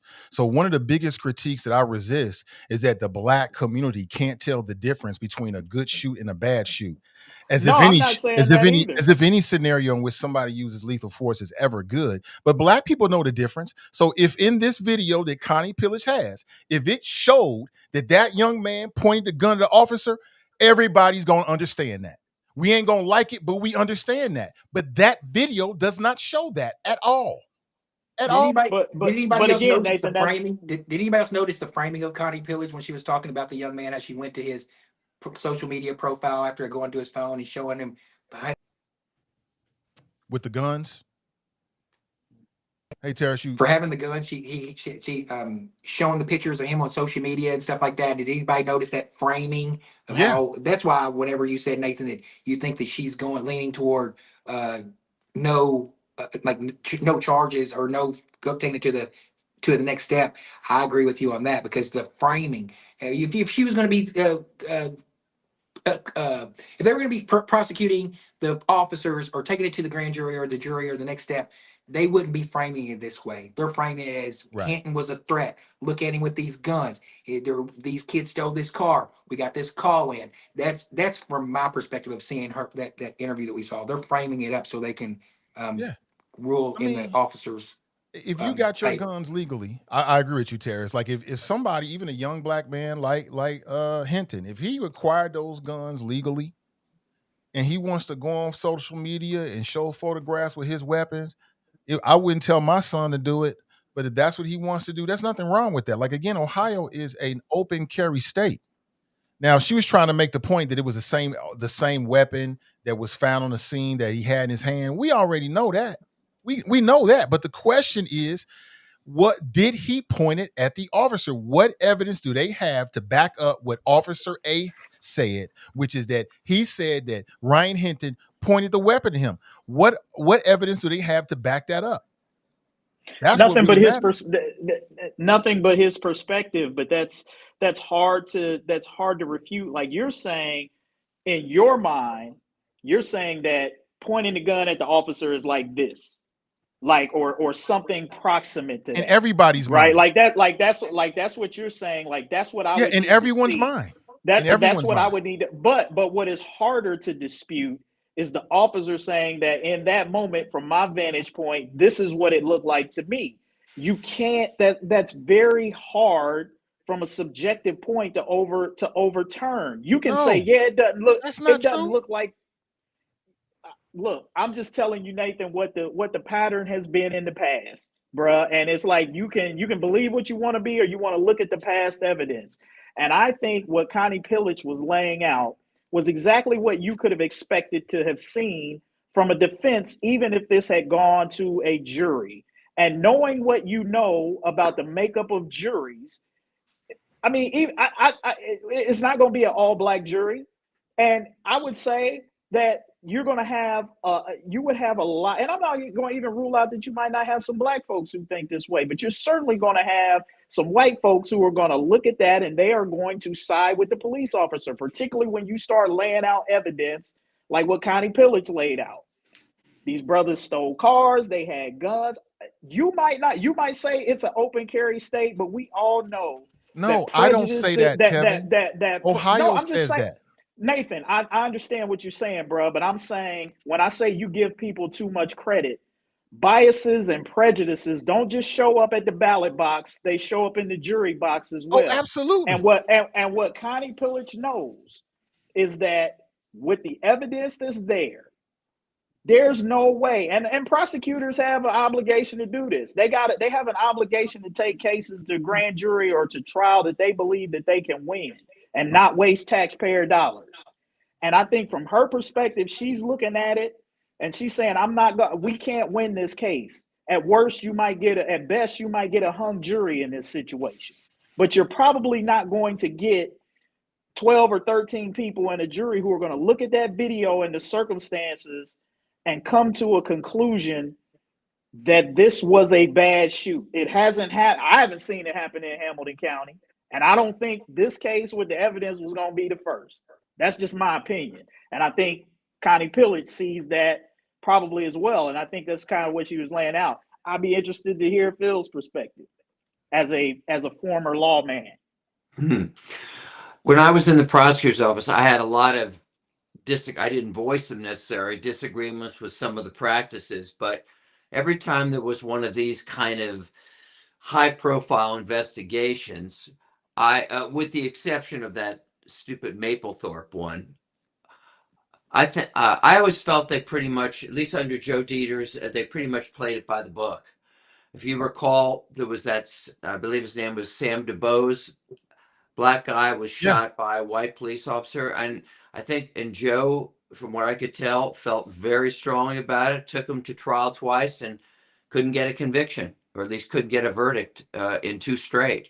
And so, I think he played it down the middle. And I don't know Connie Pillage, but at least from what I was watching there and from what I've seen, it seems like she's playing it down the middle as well. And, we talked about this before, but when a person has a gun, in this situation, he had a couple choices in the car. If he didn't want to use the gun, he could have put it in his pocket or just left it in the car. When somebody is running, and they know the police are there, somebody is running with a gun in their hand. What's the reason? What's the reason why he's running with a gun in his hand, other than to use it? It's not other than to use it. That's ridiculous. Other than to run away. Clearly, I'm young sorry, man was why trying to does run he need away. a gun to run away? He can run He away didn't without need a gun. gun to run away. That's the wrong way to position it. He just happened to have a gun in his hand while he was running. No. Yes. Realistically, he's in the car with a gun. Chances are he didn't have the gun as they were driving. Chances are, as best I could tell, people just don't do that. They put it in their pocket or whatever, holster, whatever. Okay? They don't go, it is like, he happened to, Excuse me. You are dead wrong. Excuse me. He You're happened to have a gun in his hand. It was like a coincidence. Oh my gosh. He didn't intend to run off with that gun. Come on, give me I don't a even know what you're break. talking about, Phil, but if you have a gun on your person and the police stop you and you decide that you don't want to be apprehended, you're going to take your gun and run away. You're going to keep your gun on you and run away because that's the reason why you had a gun in your first place. And if these young men were I'm so sorry, violent, whoa. He had a gun in the first place to so avoid what? being arrested. He had a gun, big deal. And Why did he have a gun in the first place? for Why can't protection, he have a gun? for Oh, protection. protection. So he had it for self-defense. Isn't that why most people have guns? No, criminals have them for other reasons. I Some people didn't have say to criminals. rob. I said, Some don't people most have to people kill people. have Some people have to firearms rob because they people. want it for personal protection? Yes or no? You're talking about somebody who robs a store. Oh, He and didn't has rob a gun. store. I'm just saying your point that people only get guns for self-defense is not true. People primarily have guns for self-defense, Phil. That's Primarily absolutely true. what? Is that 80%, 60%? What's that mean? It's enough of a percent to make sense that generally speaking, Okay, when but people I would have say firearms, when a guy has to committed all a the people in the robbery, audience right now, Phil, we can ask them, why do you have a firearm? They're going to tell you for self-defense. That's why people have but weapons, self-defense. why did this specific guy have it? You'd have to ask him, but I'd probably say self-defense. Okay, well, hold it. Explain something to me. If he was running with the gun for self-defense, the only person he could have been using it to defend against were the police, not some robber. No, if he wanted to shoot the police officer, he could have shot the police officer. He had ample time to do so. What do you mean if he wanted to shoot them? What does that mean? It's very clear. If Ryan Hinton wanted to pull the trigger and shoot at Cincinnati police officers, he would have. He would have. It isn't quite that. People's minds in that situation don't work like that. No, You acting like he had this single-minded determination to shoot the police officer, even though we have no evidence to back that I'm up. saying he had to put it this way. It wasn't like I'm saying he said, I am going to kill a police officer. But when you're carrying a gun and you know the police are chasing And you're black. you, I don't care what race you are, the only reason to potentially have that gun is to shoot that cop. Nah, There's that's nobody not else it. around. That's a lie. Phil, that's can I fear-mongering. present you another perspective from like a perspective? Maybe he had the gun, and the gun is a status symbol in amongst his group. Maybe Okay. was he the only one with the gun? And does anybody else in that car, those 4 people, have a gun? Maybe that was his muscle. Maybe that was his status symbol within. He was the shooter out of the group, so he couldn't leave that gun behind because he didn't think he was gonna die that day. Phil. He grabbed his gun because he thought he was going to get away, and he had to get away with. Oh, you're saying he took the gun so if he got away from the cops, he wouldn't lose the gun? Yes. Huh? Too simple. No, Phil, Easy. please stop it. This ain't. Let's not act like we all are not intelligent. That's elementary school man was education trying right to run there. away just like all of his friends did. Every last one of those young men With a loaded ran gun away. in his hand.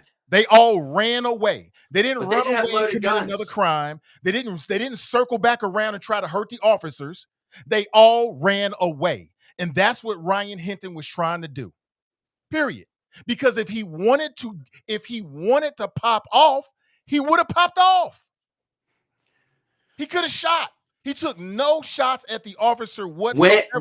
Let me tell you something. Let's say you go rob a store. Excuse me, Phil. If the man wanted to fire shots, he could have done so.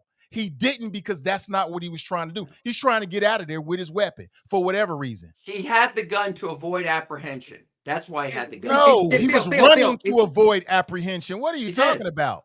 What if somebody robs a store and goes in, holds the gun up and says, "Give me your money"? Okay, now, that doesn't apply. If he ends up shooting the shop owner, is that because he decided I'm going to shoot a shop owner when I rob today? No, your people do this. Has no bearing on our conversation. The situations are not similar. Let's just talk about what actually happened.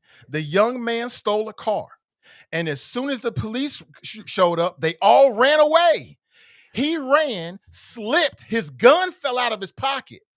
That's why it was in his hand, because he had just slipped. He picked it back up. He's taking off. That's why he got shot in the side and not the front. That's why he never fired, because he was trying to run away. Now I know it's impossible to believe that a young black man with a gun is not trying to kill a police officer. Oh, come Some on, people. come on, Nate. That's what you're trying to imply. That's below the belt. That's what you're trying to That's imply. Phil, you're trying to unnecessary. imply that this young brother, just because he had a gun, was trying to kill a police officer. No, I didn't say he's trying to kill. I said he had it. He ran with it to prevent himself being arrested. You said the only reason why he would have it out was to threaten the officer. You just said Well, it. not to threaten the officer, to prevent himself from being arrested by the officer. That's The why he gun had the ain't gonna gun. stop him from being arrested. His feet were. That's why he was running away. He could have just raised up on him. He could have raised up on him. He didn't do that because that's not what he was trying to do. He didn't want to do that. He was trying to run away. It is clear as day. And that's why the father went off, because he saw that video and he never saw any video in which his son was actually pointing a weapon. Oh, so you're saying if the video caught the son pointing like this, the father would have said, "Oh, no problem. I I believe would so. never do anything." I believe You're so. using As the a father. father, I believe You're so. using the father's reaction to I believe so. justify the fact that the kid was innocent. I do not. I am no way justifying that father's action. That Hamilton County Sheriff deputy did not deserve to lose his life. You're saying the fact the father was so angry reflects the fact that the Yes. kid was innocent. Yes, Yeah. if the video, I think that the father saw the video and he saw no evidence that his son was a threat to the officers, and he went off. I believe, I don't know, but I believe that if the video had clearly shown that his son had pointed a weapon at the officer, I think the father would have been inconsolable. He would have been brokenhearted, but I do not think he would have been out for retribution. I do not think he would have went out and did what he did. That's what I believe. I don't have any evidence of it, but that's just what I believe, Phil. I agree. I agree with what Nathan just said from a father's perspective. I mean, everything that we just walked down. I hope that you like. I don't know if you missed that, Kevin, but it was the perspective of Hinton running away, dropping the gun. Nathan, you just laid that out very properly, and I'm interested to see how Phil can rebuttal from any of that. That's just like he was running away. He wasn't pointing. That's why I would like to see the fact about the officer. They take it a step further, but I don't think they're going to, because Connie Pillage was showing in the social media. Here's what I was saying: his social media post, where they're showing him in the social media post in the same shirt, in the same sweater as he had that same night on that night. I saw how she was framing that up. She was like, and there he is again with the same shirt in the same.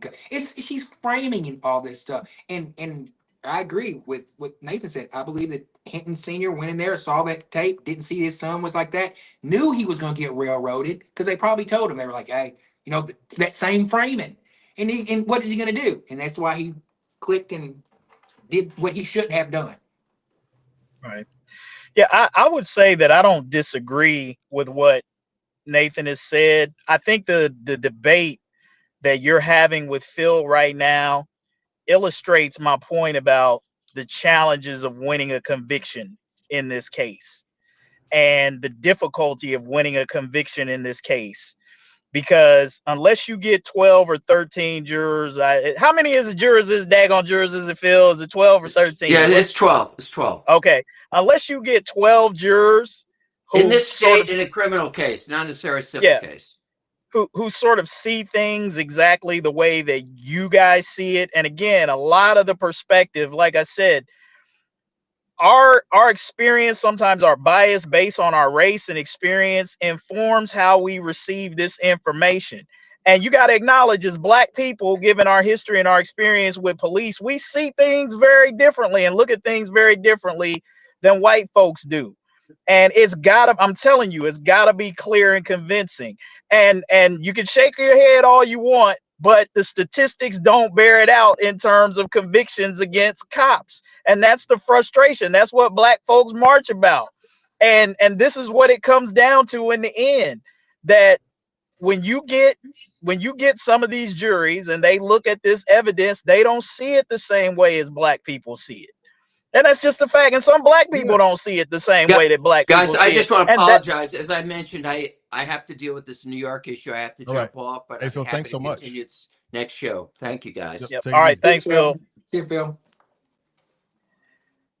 Yeah, but Yeah, that's the great challenge in securing these convictions in these police cases, and history and track record has borne it out time and again. And the only reason Derek Chauvin is in jail today is one, because of all of the video footage that was taken, and it was just irrefutable. I mean, there was no way you could argue against what he did being like, there was no equivocation there.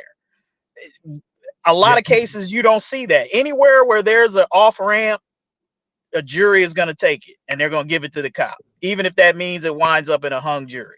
yeah. And then I you hear get what like what you got. Then you get like what you got in the Tenson case, which is a couple of hung juries, and then the prosecutor says the third time we can't secure a conviction. This was going to be that same case, and not similar to Tensing, but similar result. The best it, you could hope for.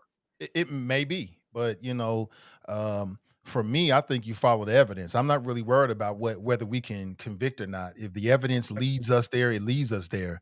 And I think that if Cincinnatians have questions about the evidence to back up the officer's story, and they're asking the Hamilton County prosecutor for questions, you got every right to ask those questions. Like, why is it only one officer fired? Why didn't the other officer fire? Did the other officer corroborate the story of the first officer who said that he actually, Hinton pointed a weapon at him? Like, what are you basing this on? Is it just off the officer's testimony? I mean, all those questions should be asked, and we should receive answers about it, because it'll tell us the type of quality of, safety, even from police, that we can expect under Connie Pillage. I mean, I think Yeah, that's I'm all fair. assuming. Yeah, I'm assuming, and without us having caught the beginning and even the entirety of the press conference, she may in fact have answered a lot of those questions. I'm gonna go all out on a limb and make an assumption that if she is not pursuing charges, then you probably didn't have conflicting stories from the other officers, because that would be grounds or evidence to pursue and take to a grand jury or to indict upon.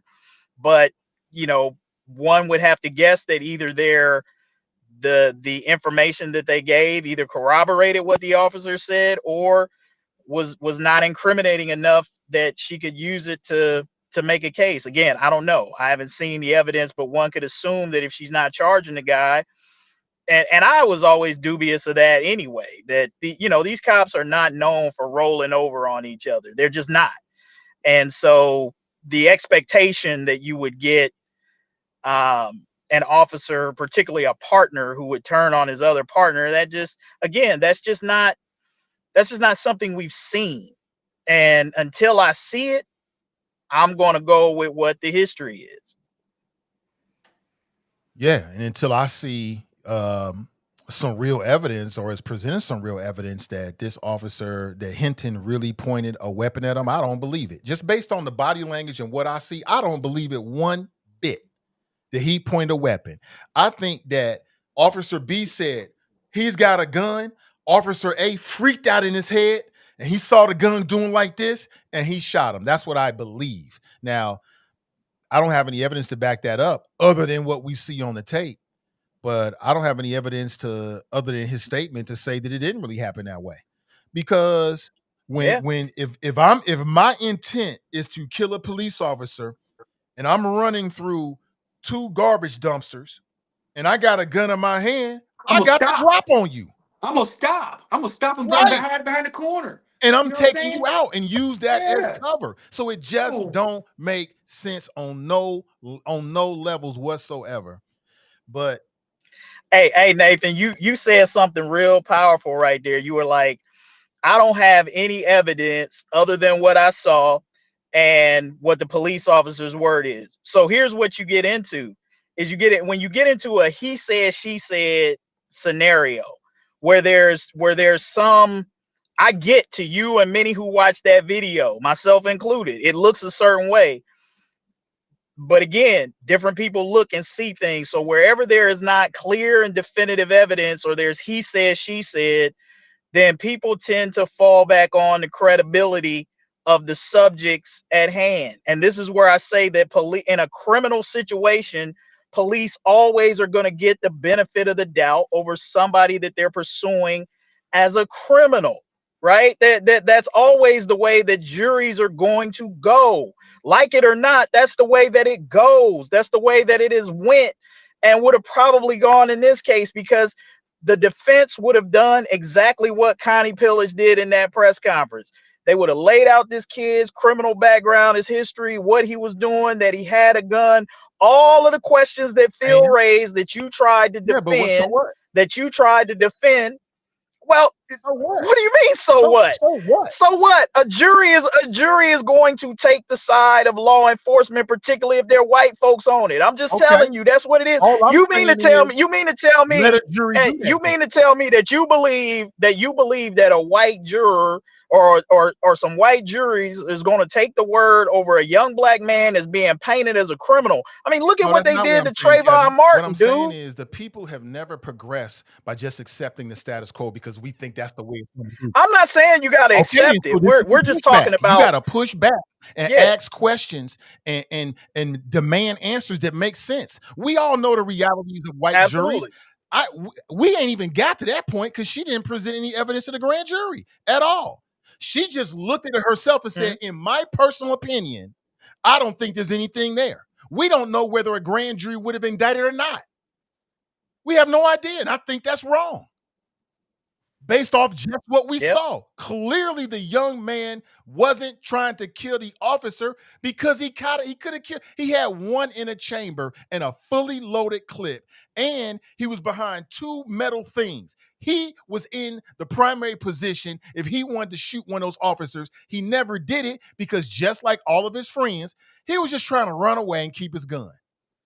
I agree. Yeah, I believe that wholeheartedly. I think that they were doing what they were trying to get away, right? Whether they were guilty of what they were accused of or not, they were just simply trying to. They figured, hey, I'm caught or whatever, or I got something on me, or I got some warrant, whatever it was. They felt like they had a reason to run, and they were trying to get away, not going. Not I. That's what I believe, right? None of us can say wholeheartedly what was in the mind of any of the people because we're not them. We weren't there. We weren't in that situation. But based on what one might reasonably assume, yeah, they were kids who were scared. They were running and they were trying to get away. I would agree with that wholeheartedly. Anthony makes a point, though. To your He point, says, yeah, but to your point, it's up to the community to decide what's next, right? Because here's the thing. Connie Pillage is not Joe Dieters. She's not a Republican. She's a Democrat. And there are probably a lot of black folks in Cincinnati and Hamilton County who voted for Connie Pillage. They vote the Democratic ticket, right? That's what black people do. So here you've got somebody that you probably voted for who's a Democrat who you would think shared some of the same social justice. And she talked about this when she ran for prosecutor, her belief in justice and social justice. Now she's rendered a decision that you may not agree with. So the question is now, what do you do? Because Connie Pillage is not some, right wing. So she's on the team, or quote unquote on the team, right? And she's delivering you a result that's, I mean, to Phil's point, at least with Joe Dieters, you can say he at least took tensing. He at least took tensing to trial twice, right? So, and he ain't even a Democrat. So now you got somebody on your team who ain't pushing the case. The question is, what do you do? What is the response to that? Right? So you're right, Nathan. That is the question, because it's not going to a grand jury now by the sound of it. So the question is now is what is the community's response to that? Those who are disappointed. yeah, I Do you think eat it, or what I do you do? can't wait to see what the family, don't they have their own investigators working on this?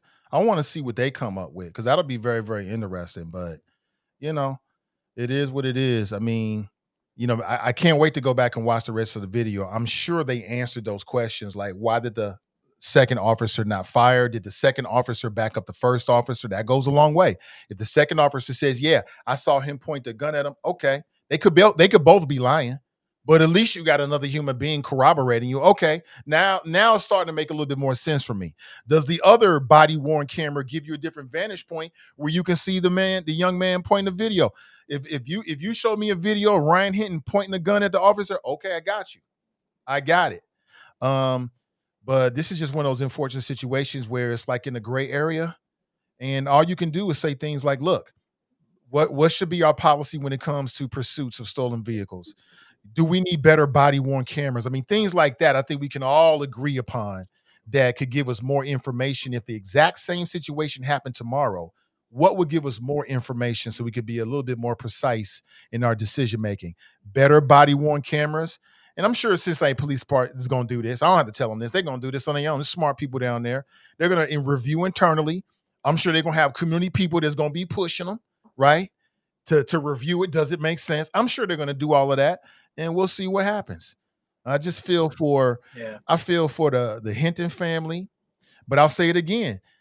You know, those young men started this whole thing. This is why family members and people that love you try to tell you not to do stuff like this, because you get that roller coaster going, anything can happen. If they didn't steal the vehicle, none of this would have happened. And I still feel for that sheriff deputy who had nothing to do with it. I mean, he's just doing his job, making some extra money on overtime, right? Retired.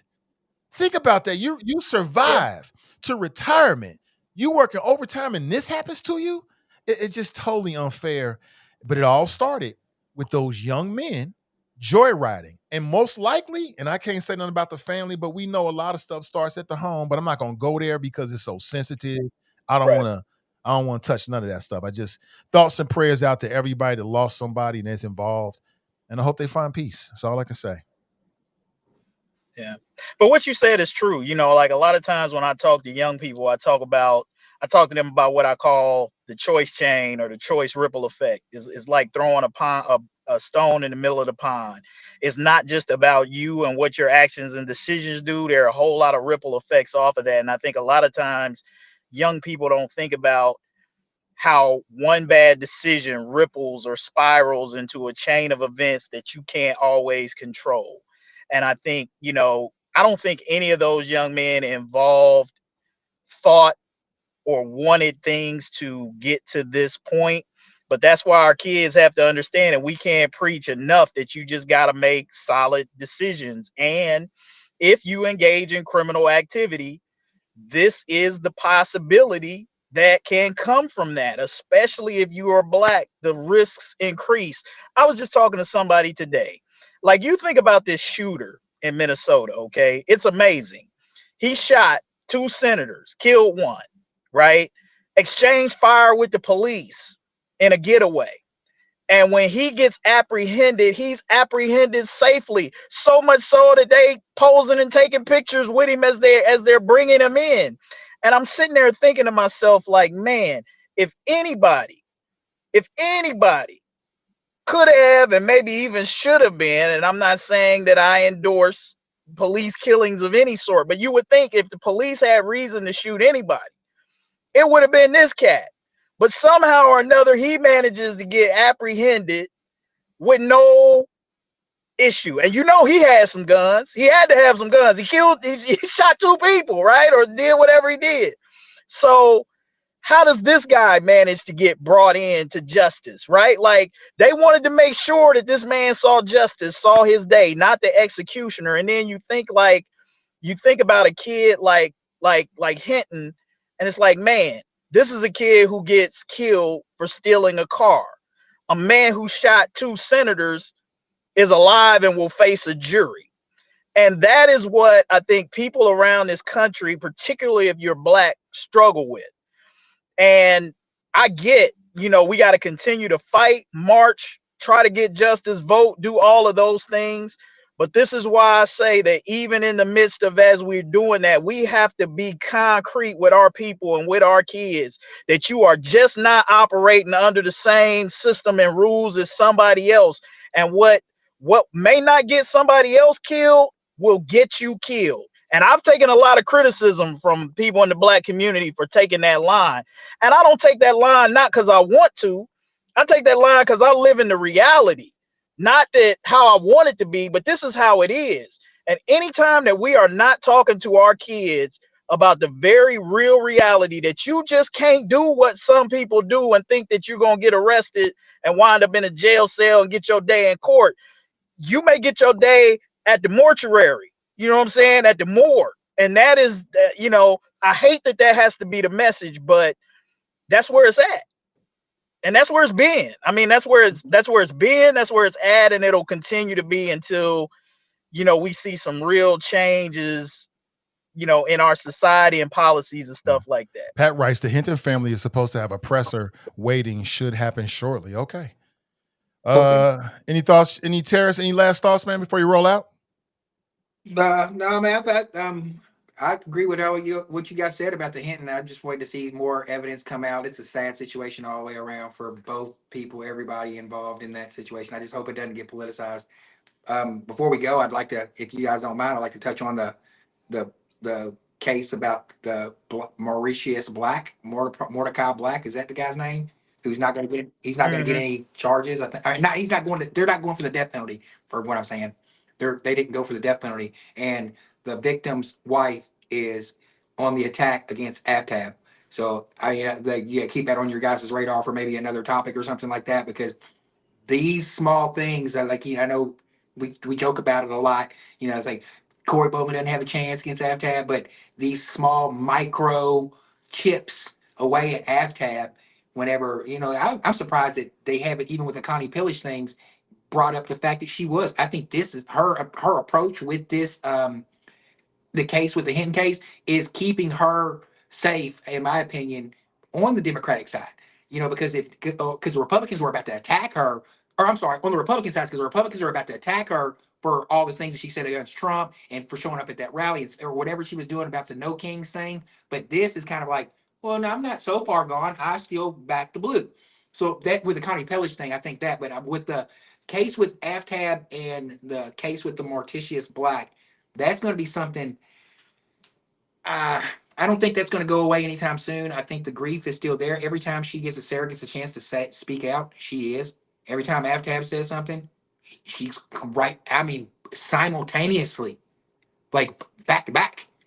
So like I said in the previous programming, the attorney she has on this case is the same attorney who got the guy who was the Indian in the Washington D.C. case where they had the MSNBC and NBC said that the Cuff Cast student was saying mean things to the Indian, and it came out to not be true. And the attorney fought really hard to get this guy compensation. So, and I think that he's a personal friend of the guy who's the victim. So I don't think this is going to end very well. And like I said, we got 4 more months. I like to see if you guys think is it still not a big deal? No, I think it's a big deal. It's definitely have an impact. It's not going to impact the election, though. I mean, because Bauman is he's just in no way a real threat to Avtab. Avtab would have to pull a couple Donald Trump moves where he slips on his own banana peel before that happens. And I support this woman in as much as she's trying to do something that will raise awareness about what happened to her husband and help to make Cincinnati safer and push us in a positive way. I'm with her. How could you not be? As I'm with any victim. So if it's something positive that's going to make the city or OTR safer, better, cool. I don't care who and I like Avtab. And I could bring the attorney on here if you guys would like. I mean, I'll speak to him and see if he would like to come on and yeah, I think that's good. Yeah, minutes on here and say give his perspective of. Sure. I mean, I'm trying to walk lightly on this because he's a friend of mine. You know what I'm saying? And I know what kind of work he does. But I'm sure he would come on here and answer some questions that we might have for sure. That would be. I mean, that woman lost her husband. I mean, at this point, hey, hands off. I mean, I haven't heard. I mean, if she got a problem with Avtab and she putting heat on him, so be it. You the mayor. She's putting heat on him because he went to that rally. Because she's like, how dare you? You're at this rally speaking on things, and you're not even about stuff that's going on about immigration, and you're not even handling things right here in your own city. And that right there, when you start talking about stuff like that, and it starts when you got a 50-50 divided city, like black and white, and I know you guys have a lot more Democrats, but those independent thinking, those heartstrings we were talking about earlier, easily swayed, especially, like I said, I keep seeing my Kentucky friends lining up with Corey Bowman, like on the behind the scenes, like, hey man, we got your back. And I'm saying a few more months of positioning. July 4th, the big bad bill goes through. They got some momentum going. Then we got starts the elections for the midterms. Anything can happen. I think Hey man, Corey Bowman need to hire you for his campaign He can't because afford it. he ain't doing that. He ain't doing nothing. Like he needs somebody like you on his campaign. Because I mean, I think we just did it. We just had a report in the Inquirer about how crickets. I mean, you haven't heard anything from this dude, so he need to hire you to do his strategy. Because maybe if he did, he might not get beat as bad. I mean, I still ain't gonna say he gonna win, but he might get a few thousand more votes. But dude's not doing anything. He's not. That's why I said, after the primary, he wasn't a threat. I still say that to this day.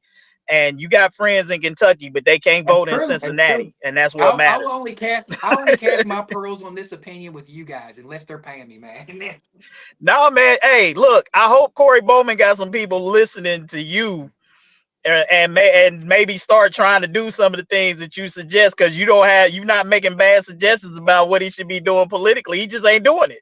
I don't know who he listening to. Yeah, it makes me and, wonder hey, why that's he's my running. problem. There are a lot of That's my people. problem with the Republican Party and being a black Republican. I can admit they don't listen to anything that I say. They listen to me less than y'all do. I'm not. Yeah, and that's sad, and they get your Yeah, vote you too. you stole my thunder on that one. You beat me to it, Kevin. I was about to say the same thing. You still vote for these fools? But let me say this about AvTab. I think when you're the mayor and something like that happens, you open to any and all critiques. It should just make you better in the job. When things happen that are good under your watch, you get the credit. So when things happen as bad, then you got to provide the leadership. But just having been around a guy, I just don't think that the critique that he don't care about crime in the city, I just don't think that's accurate at all. I don't think so at all. I think that I feel the same thing about the police chief. I've got no other reason to believe that they are serious when they say that they care about keeping the city safe. But you're dealing with millions of humans, man, with a whole It's lot a of big problems. job. It's Yeah, a it's big it's a job, and yeah, it's a big job. I will critique the police, but I do not believe these people don't care. I think they do care, but there's only so much you can do. They should be challenged now. I'm not saying don't challenge. They should be critiqued and challenged ad nauseum. That's the job. But when I Yeah, hear some of the things when I read some of the things, I understand where it's coming from a position of hurt and loss. She's entitled to it, but I just don't think that's a fair way to characterize the administration. And these members of city council, I don't know them all like that, but I don't think these people don't care about the crime. I think they do care about it, but it's a big job. It takes a yeah, while. And crime is not something that's preventable. That's number one. There's only so much you can right. do. There's only so much you Yeah, can do. And the police are going to respond afterward. It's just a real difficult situation. I just feel for her and her family and their friends and larger people in the community that knew them. I can only imagine and don't want to imagine what that's like. And Aftab got a child and a wife, so he can imagine too. Yeah, I'm sure he thought like, man, what if that was my wife? Devastated. So In the community, that community, Nathan, I'm just telling you, that in community, in my community, opinion, it's a very fragile community of like moderates who might not be far gone left, that could easily be swayed, especially that OTR white crowd who are, they're Democrats when it's time to be, but they could be easily swayed, especially when it comes to situations like this, to prove a point, to say, you guys think you guys got it so easy down here and you already got our vote, but a situation like this happened, it hits a pocket, it swells, and then, because like I mentioned before in the primary, I seen after I've had from the inside out, he had it from the inside. But if he starts chipping away at the inside, I don't know, man. It could be like 65-35. yeah, no, chipping away it was. that would be You got to remember grand that, canyon that he like would have to. Aftab had like 80% of the vote. So Mm. you're talking about look, Corey Bowman lost by 16,000 votes. That's a lot of votes, Terrence, to try to chip away with. Dude barely got 1,000 people to vote for him in the primary. Now, even if we want to assume that there are going to be more people who are going to vote in November, which there will be, he didn't even have the other 20% that Avtab didn't get. He had like 13 or less percent of the vote. That's a huge gap between 80 to 82% and like 13%. Like that's a huge gap to make up. So like I said, politics and feel good is one thing and math is math, right? I ain't gonna say I was a math scholar, but I can add and subtract and do percentages, and that is a huge gap to think that he can make up, particularly when he's wasting time right now That's not true. doing anything. You can't count on, if the Democrats learned anything, you can't count on the implosion of the other candidate helping you to win. Didn't help with Donald Trump, and Lord knows he imploded almost every day and it still didn't matter.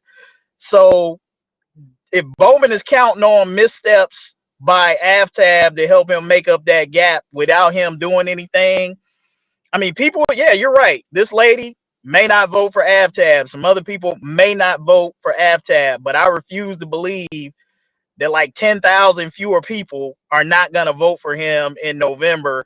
And even those who would fall off might be made up by people who didn't even vote in the primary anyway. So it's just not, I love having these conversations just because I like to just kill you with the information, because I know you hanging on to the hope for Corey Bowman.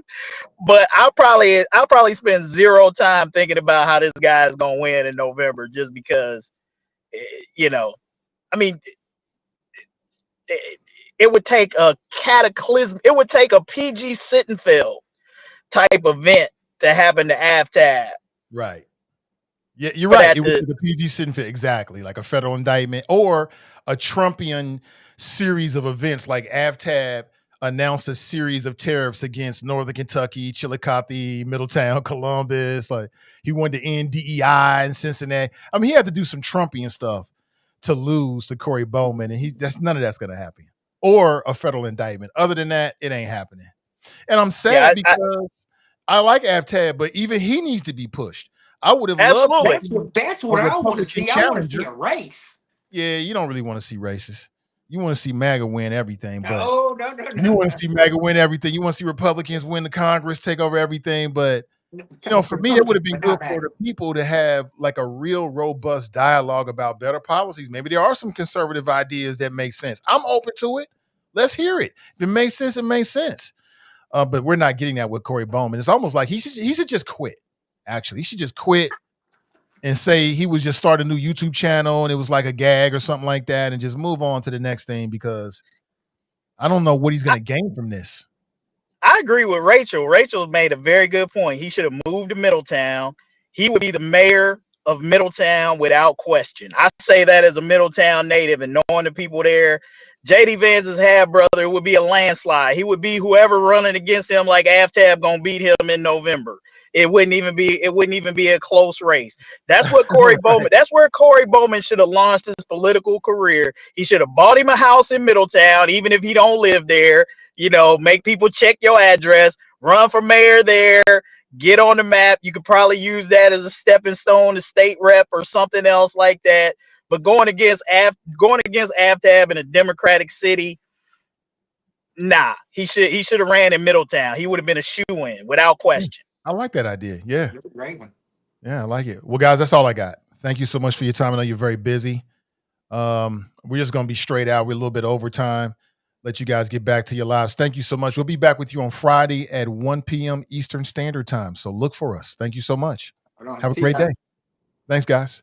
Thanks to Phil.